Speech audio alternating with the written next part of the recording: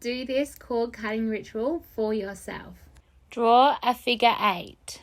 Write the names of the people that you are cutting from. So you have yourself and the person that you're cutting your karmic connection from, or energetic ties in the highest frequency.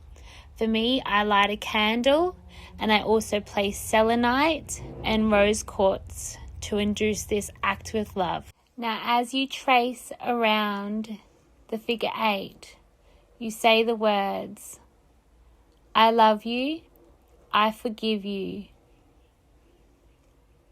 I let you go. Please love me, please forgive me, please let me go.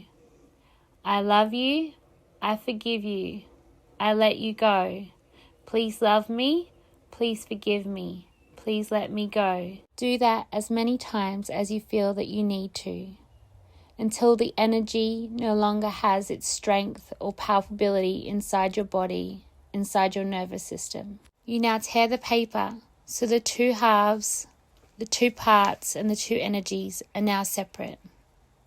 You may now choose to burn and release, as this energy no longer serves you or your highest good.